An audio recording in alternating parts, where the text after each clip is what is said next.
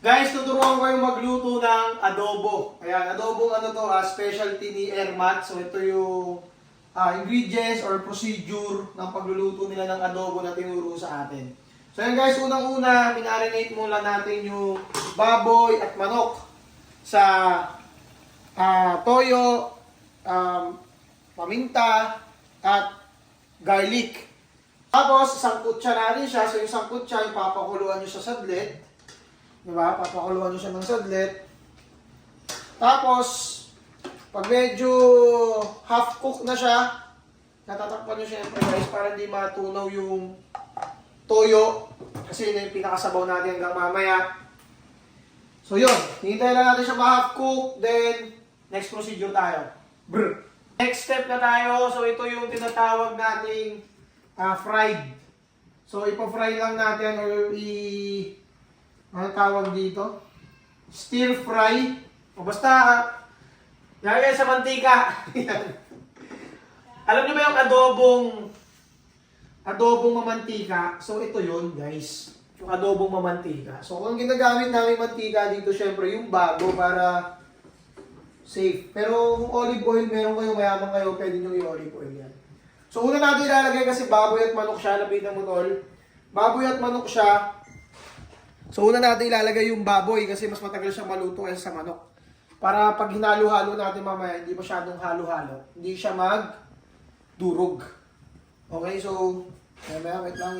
Hintayin natin uminit. Hintayin natin guys, huwag nyo masyadong painitin masyado yung mantika nyo para hindi agad magsasabog yung yung baboy. So yun yung isang technique guys. Kasi pag sobrang init at nilagay nyo agad yung baboy, putukan talaga sa mukha niya yan. May pangalan, puputukan yan. Kaya lang natin siya maluto. Siya yung una natin lulutuin guys. Makulit yan eh. Makulit yung baboy. Kasi guys, pag ginaganto to, tingin ko nakakapag-add ng flavor to eh. Kung ganito. Ganitong procedure.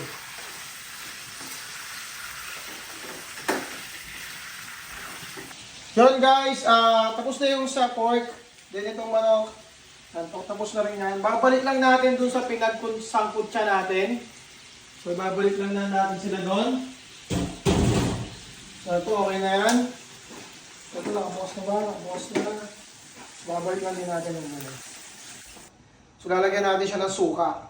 Para medyo magkaroon siya ng konting asim at hindi maalat. Sa mga di nakakaalam guys, kaya minsan nilalagyan ng suka ang isang or sa pagluluto para yung alat mag-balance. Okay, so kung gusto nyo mag-balance yung maalat yung naluto, lagyan nyo ng suka para maging matamis yung kalabakan. Yan, may konting tamis. Lagyan natin ng suka. So yung suka guys, ako tansyado ko na kasi ilalagay ko. So kayo, depende na lang sa gusto nyo. Okay, so yan, lalagay ko ganyan. Konti pa. Kasi medyo para hindi talaga maalat yung lasa. Okay, tapos ang sabi nila wag hahaluin. Ewan ko kung bakit, pero kasi nag-ahalo naman yan pag kumukulo. Pero haluin ko na.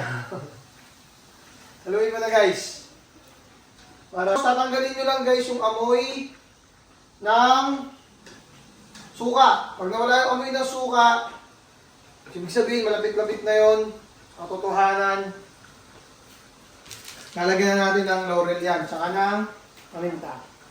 So, yan guys, natapos na natin lutuin si adobo. Adobong Tagalog o adobong traditional or basta adobong maalat, adobong mamantika. Pero ito pag nilagyan ko nito guys, yan ang pampasarap dyan. Adobong itlog. Hindi pwedeng walang itlog. Alam niyo naman guys, yung itlog natin masarap yan. So na guys yung ano natin, adobo. Sa kamusta Lok? Sarap. Uy. Ulit kita pa naman. Hindi, sarap. Leb sarap. Ay. Kasi sumok talaga husga. Outing feels yan guys, pag ganitong adobo yung Kakain mo ng tanghali, di ba? Sa inyo. Napakain siya guys eh. Siya nagbi-video eh.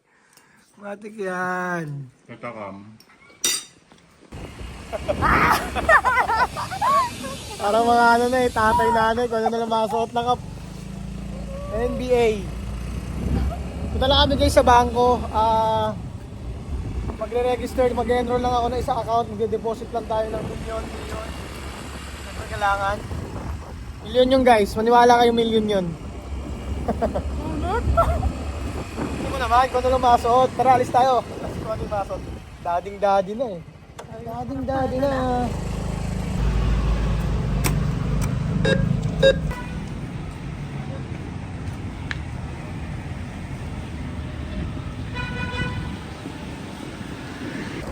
Yan guys, pabalik na kami. Yun. Tignan nyo kahit ang init. Actually, basic na lang yung init na yan eh. Normal na sa Pilipinas yan eh. So kung kayo tinatamad sa tanghali grind at may oras kayo kung kailan kayo mag-grind, sobrang maling-mali yun guys. So dapat anytime, kahit nga madaling araw, kung talagang dyan na yung pagkakataon, go on, go and go and go lang. Yan ang init oh. Kaya. Punta tayo sa punta tayo guys sa bike. So gusto ko mag-bike. Kasama si Lucas. Kung nakita niyo yung mga reels ko, nakasama ko si Lucas, nakamotor ako, nakabike siya. So bil tayo ng bike, pampapayat din yan. Alright, tingin tayo rito. Dito, video mo to. Tingnan natin kung may maganda.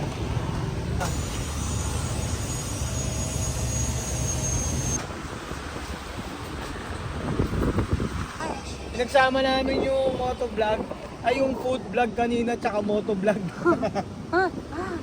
Ayan guys, baka mag-bike vlog tayo soon. Kasama sila Lucas. Hindi tayo, canvas tayo. Yung dumating na yung deliver ng second batch ng Mahiwaga. Ayan guys, bubuksan na ni Mok.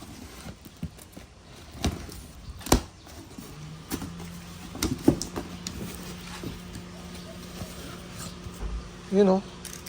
Parang mas malinaw na yung ngayon, no? Yung print. Alright. Wait lang. Nasa laundry. Wait lang. Tara, pasok ito.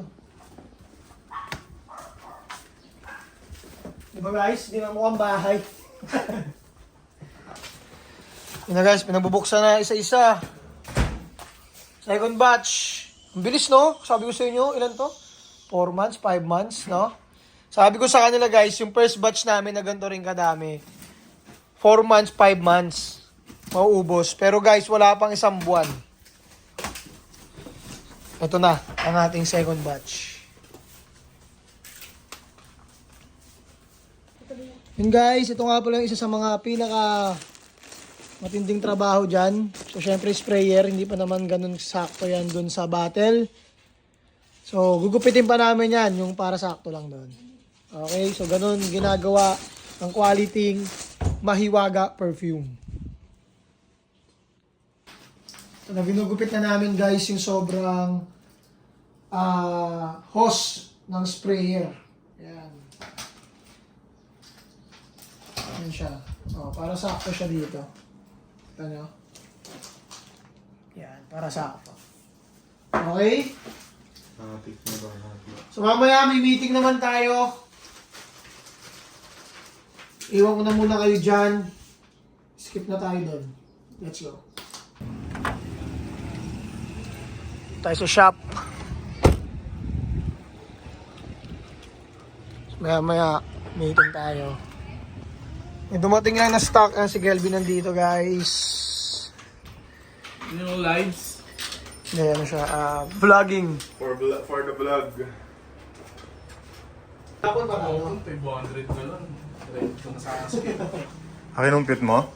Di ka natulog. Di ka na natulog. Hindi ko. Hanggang 10:30 nga ako dito eh.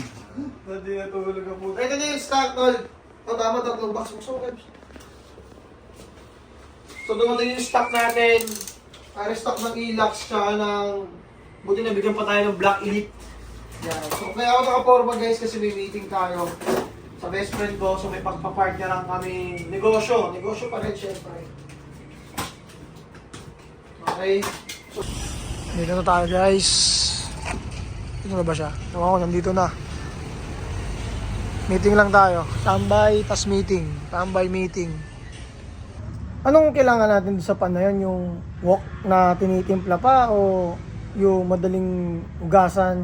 Yung anong tawag doon? Bibili tayo ng non-stick na agad. Non-stick na, no? Oo, ituro lang natin sa kanila ang non-stick, Nakapan- hindi Scotch Brite Oo. yan. Na tissue ka lang. Ayun, ganun lang. Kailangan natin bibili ng ganun. Tsaka, maano lang rin yun. Para maano din, yung tao natin. Hindi natin sila turuan ng... Kasi hindi tayo fast food. Kaya nga. Diba? Yun yung maganda.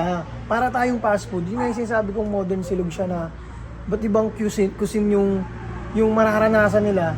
Pero para pa rin top silog yung kinakain nila. Silog. Kasi silog tol, pag wala kang maisip na kakainin, tara silog na lang tayo, di ba ganon? So sa atin, para makikrave ka doon, hindi para lang... Hindi pumapasok ito sa aking menu. Ganito ako pag gano'n, napapractice. Tsaka alam mo bakit ginawa kong silog? Kasi wala kang unlimited eh. At anong ipasok mo din eh. Kahit magpasok ka ng sabaw. Actually may gusto rin akong sabaw tol na gusto ipasok. Oo, pwede din ang gusto tayo. ang gusto kong itawag sa kanya tol. Hindi yun, nakaano siya. Separate order siya. Separate. Kumbaga kung gusto mo ng Pa-partner sabaw, ng sabaw. gusto mo ng sabaw, pero may fried rice pa din. Oo. Alam mo yun, yung fried rice natin, magagamit pa rin natin siya doon, pero sabaw naman, kung ayaw mo naman ng fried. Kasi yung sabaw pa na yun, pwede pa yung from free, pag dine-in, sir gusto yung sabaw. May gusto sa bowl.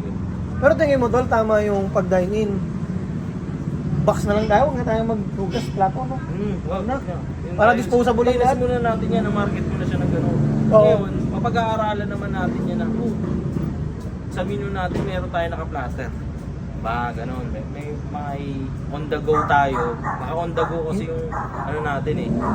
Yung sa atin naman tol, yung pagpa-partner natin about dito. Dami idea eh. Yung kulang na nga lang, pre, kulang sa atin yung parang 10 page ng menu. Kung Kaya kaya sabi ko siya kung may pinag-usapan tayo, at pakunti-kunti lang eh. Ngayon pag may pumasok sa atin, kasi tayo na mararambol talaga, lalo na ako, putangin ah. Sabi ko, Hindi, gusto kumbaga ko ipasok nandun lang naman tayo sa menu eh. Hindi man tayo lumalabas eh. Pero yun nga, ang gawin lang natin sa ngayon, menu lang muna tayo. Para menu planning, then after ng operation, then after operation, kung nandyan na yung pwesto, salpak na tayo. Ay design muna tayo Maganda ng kasi store. yun nga, tama ka naman. Pwede, kailangan mailatag muna natin yung final. Ngayon, yung additional tsaka na lang yun. Kailangan lang natin makapag-present ng final na. Kasi on the go na tayo dun sa shop para mabilis yung ano natin na sa shop na agad tayo.